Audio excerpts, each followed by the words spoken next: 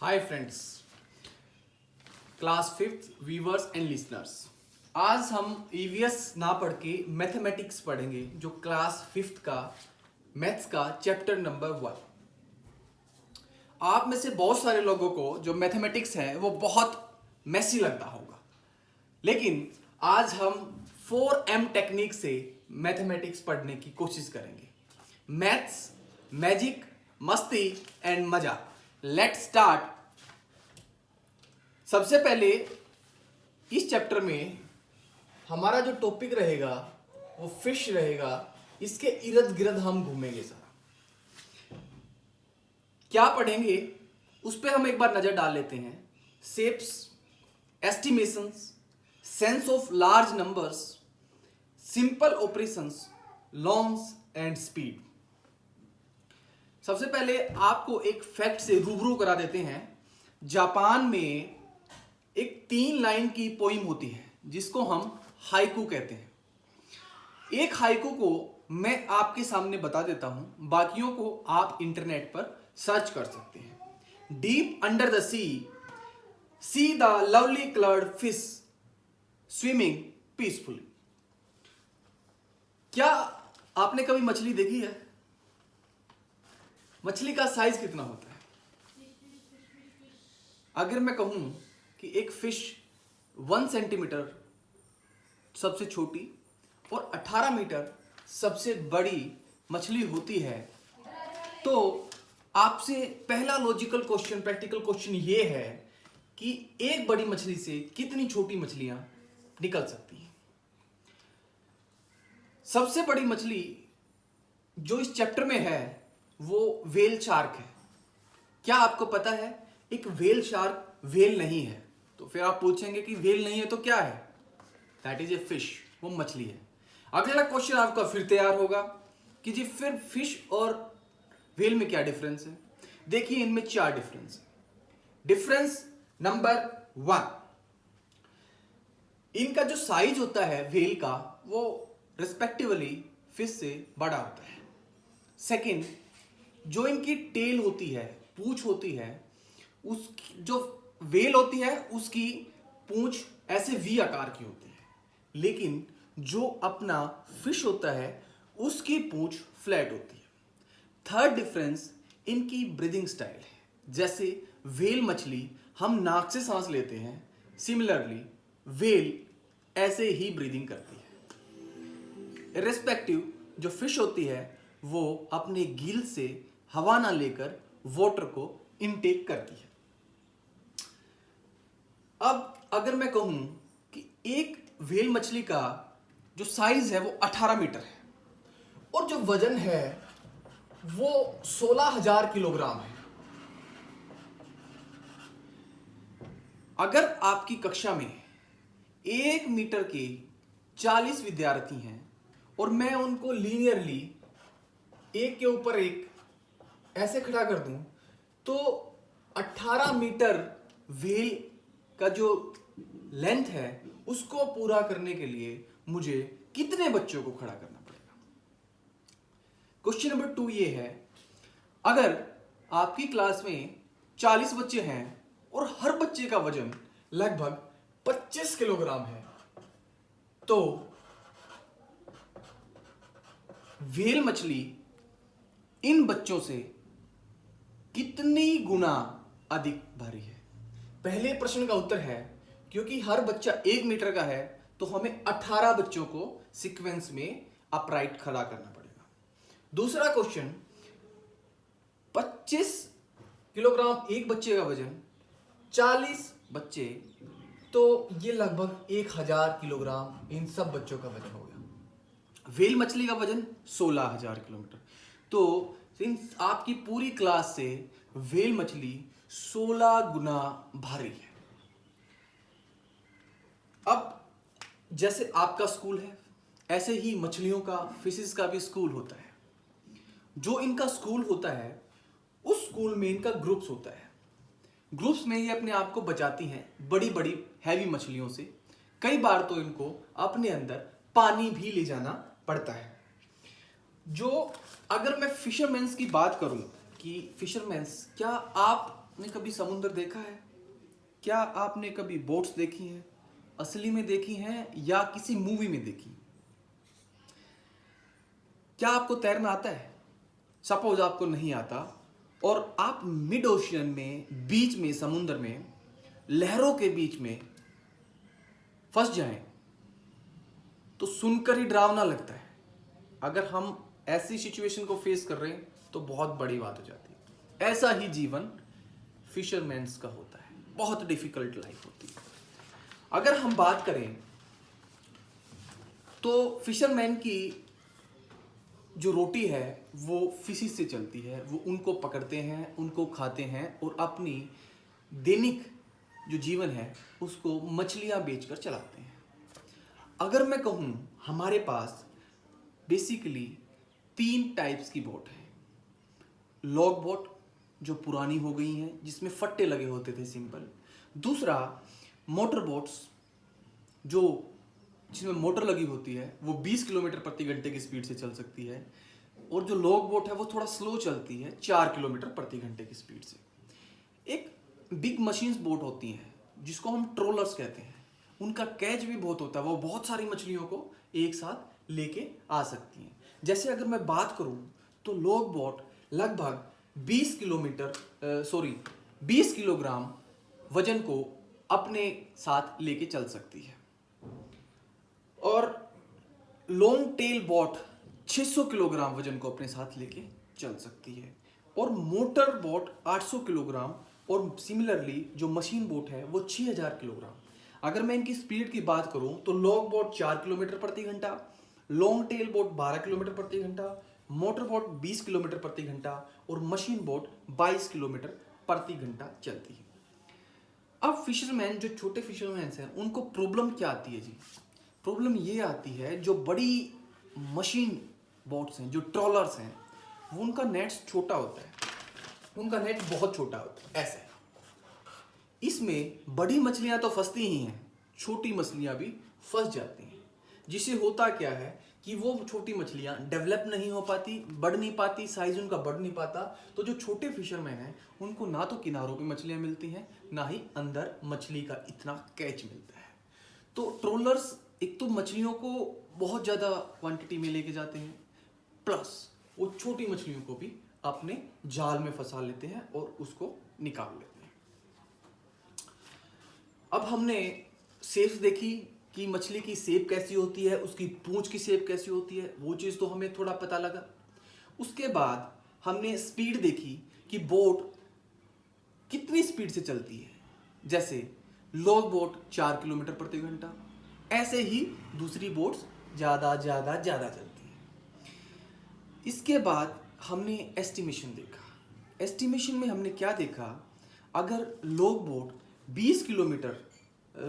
20 kilogram वजन को लेके चलती है, लॉन्ग टेल बोट 600 किलोग्राम वजन को लेके चलती है, मोटर बोट 800 किलोग्राम वजन को लेके चलती है और मशीन बोट 6000 लेके चलती है, तो ये बोट 7 चक्कर में, जब ये अपने 7 चक्कर लगाएं तो टोटल कितना वेट लेकर चल सकती है?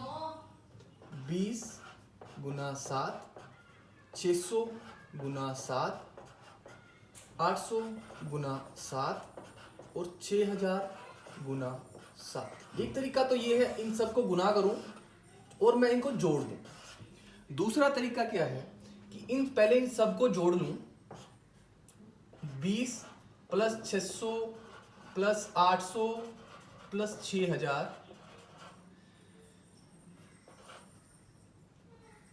ये हो गया 7420। और अब मैं इसको 7 से गुना कर दूं।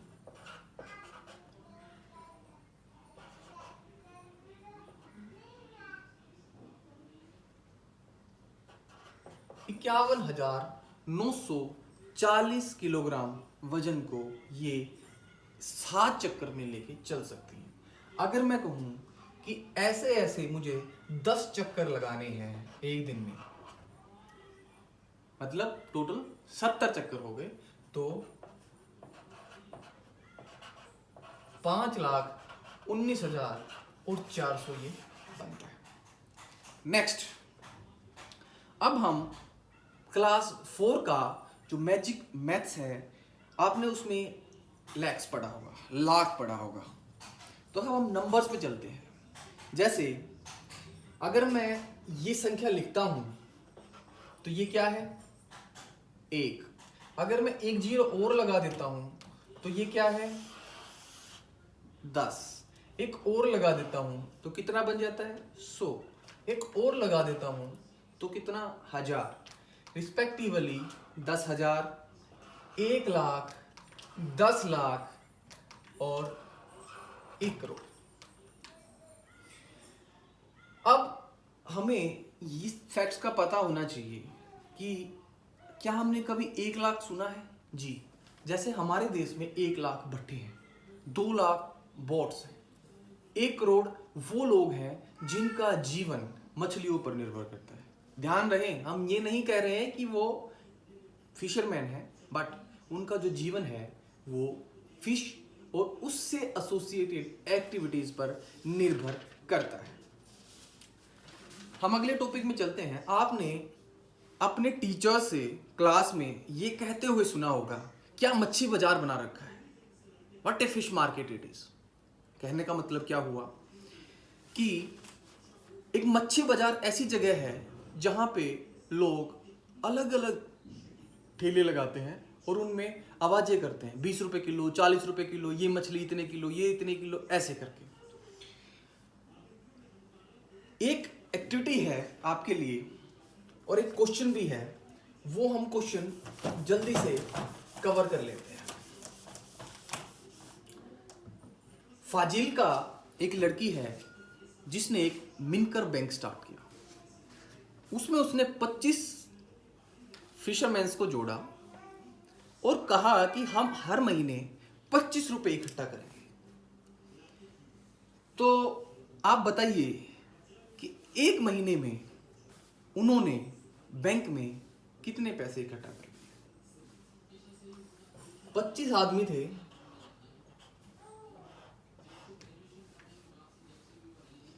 25 रुपए प्रति महीना करें तो 25 को मैं 25 से मल्टीप्लाई कर दूंगा, इट कम्स 625। अगर मैं कहूं कि एक साल में कितने, तो इसको मैं 12 से गुना कर दूंगा। अगर मैं कहूं 10 साल में कितने, तो फिर मैं इसको 10 से और गुना कर दूंगा। इसकी एक्सरसाइज गुना आप इजीली कर सकते हैं। अगला क्वेश्चन ये है कि कपिल, एक एक्टिविटी है, ये भी एक क्वेश्चन है, एक प्रैक्टिकल क्वेश्चन है कि कपिल और सुधा नाम के 2 बच्चे हैं। उन्होंने मछली व्यापार करना है, फिशिंग एक्टिविटीज करनी है। अब कपिल ने लोन लिया 4,000 का लोन लिया। तो उसने क्या किया कि हर महीने 375 रुपए एक साल के लिए दिए। तो आप मुझे बताइए कि उसने जितना लोन लिया था उससे कितने रुपए अधिक दिए। तो अगर मैं 375 को 12 से गुना कर देता हूं,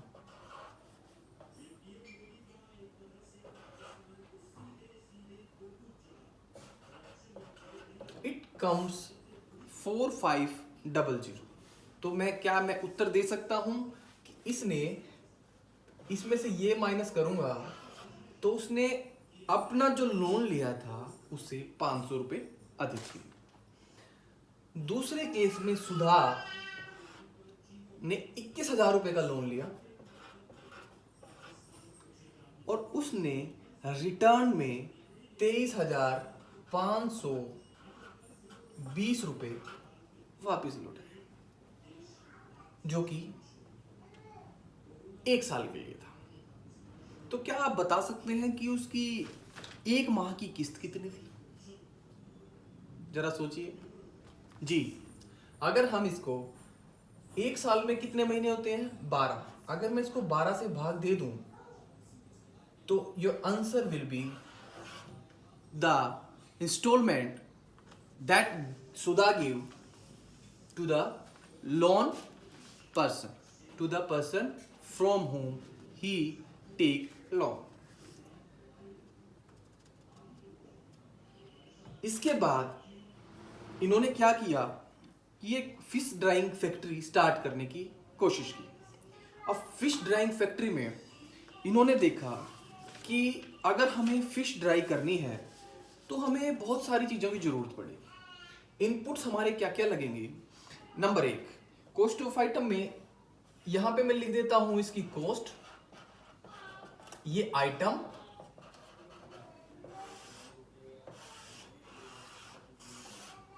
और ये यूनिट कितनी चाहिए। अब जैसे बोरवेल है, बोरवेल मुझे एक चाहिए 3000 रुपए का। सिमिलरली मुझे बैम्बू रैक्स चाहिए,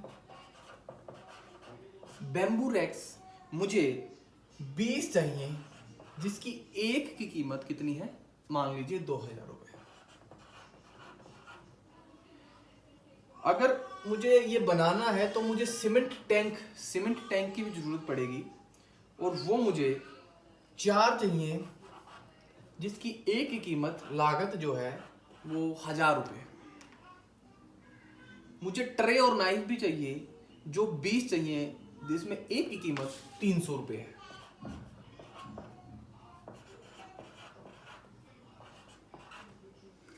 और मुझे एक बकेट चाहिए जो 20 बाल्टियां मुझे चाहिए, जिसकी एक की कीमत 75 रुपये है।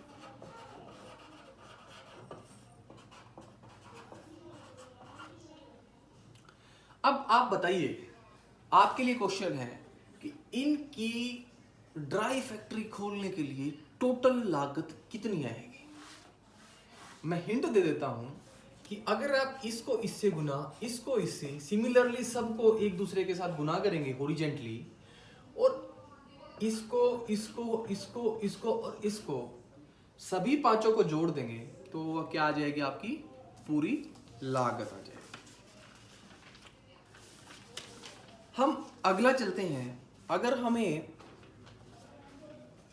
ये पता हो कि जो ड्राई फिश का वेट है वो फ्रेश फिश से, सूखी हुई मछली का जो वेट है वो फ्रेश मछली से 3 गुना कम है, तो आप मुझे बताइए, अगर मेरे पास 6000 मछलियां हैं जो मैंने अभी निकाली हैं और उनको ड्राई करके सेल करना है, तो कितने किलोग्राम मछलियां बचेंगी? क्या हुआ, 3 गुना कम है, तो 6000 किलोग्राम है, कितना हुआ, 2000 किलोग्राम। एक फाइनल क्वेश्चन मैं आपसे ले रहा हूं। उस फाइनल क्वेश्चन में क्या है, अगर एक फ्रेश मछली का जो प्राइस है वो 15 रुपये किलो है, और ड्राइड फिश का, मछली का जो सेलिंग प्राइस है वो 70 रुपये केजी है। अगर मेरे पास 6 किलोग्राम मछली है तो मुझे बताइए कि कितना बेनिफिट होगा। लेट्स टेक 6 किलोग्राम फ्रेश मछली, 15 रुपये किलो, कितने की हुई, 90 रुपये की। अब अगर मैं इसको ड्राई करूंगा तो 6 किलोग्राम का कितना रह जाएगा, 1/3, 2 किलोग्राम। कॉस्ट क्या है, 70 रुपये। टोटल कितनी आई सेलिंग प्राइस, 140।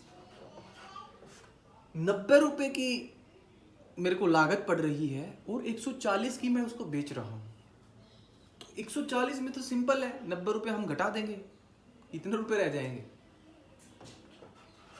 50 रुपए। तो मुझे 50 रुपए का फायदा हुआ। अब एक छोटा सा ऑपरेशन और कर लेते हैं। अगर मैं कहूं कि ये जो कॉस्ट है, इंस्टॉलमेंट कॉस्ट, जो इसको इंस्टॉल करने की जो लागत है, उसके अलावा हर महीने मुझे 1500 किलोग्राम नमक भी चाहिए।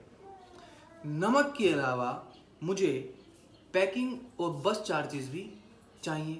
तो सपोज करो अगर बस चार्जेस 3000 रुपये हो और नमक की 1 किलोग्राम की कीमत 3 रुपये हो, तो 1500 किलोग्राम नमक 4500 रुपये, बस की लागत 3000, 7500 rupees. total 7,500 plus this, it comes out the total output. Thanks for watching the video थोड़ी लंबी हुई, मैथमेटिक्स है, it's fine. Thank you so much class.